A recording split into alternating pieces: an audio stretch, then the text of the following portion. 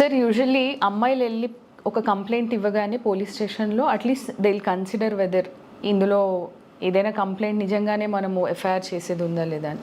అదే అబ్బాయి నేను హెరాస్మెంట్కి గురవుతున్నాను అని వెళ్ళి కంప్లైంట్ ఇస్తే చాలా సందర్భాల్లో పోలీసులు నవ్వి పంపించేయడము, లేదు అంటే అసలు దాన్ని కన్సిడర్ చేయడం.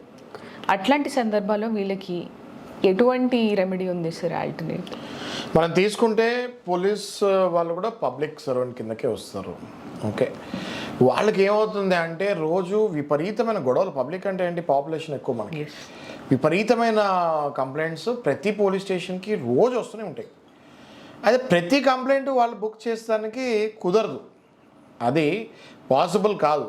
కాబట్టి వాళ్ళు ఎందులో కాగ్నిజెన్స్ అంటే ఎందులో విషయం ఉందో ఓన్లీ దాన్నే వాళ్ళు ఎఫ్ఐఆర్ రేజ్ చేస్తారు. మిగతావి నచ్చజెప్పి పంపిస్తారు, లేదా అవతల వైపు ఫోన్ చేసి మందలిచ్చి వదిలేస్తారు.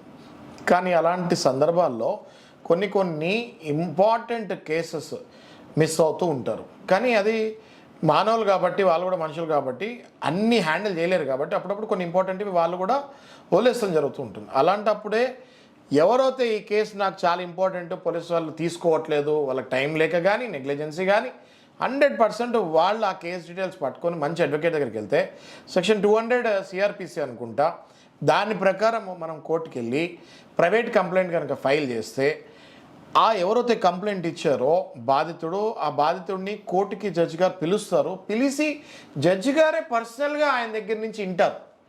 ఇని అందులో ఆయనకి ఏదైనా కాగ్నిజెన్స్ కనిపిస్తే తప్పకుండా పోలీస్ వాళ్ళకి రిఫర్ చేస్తారు.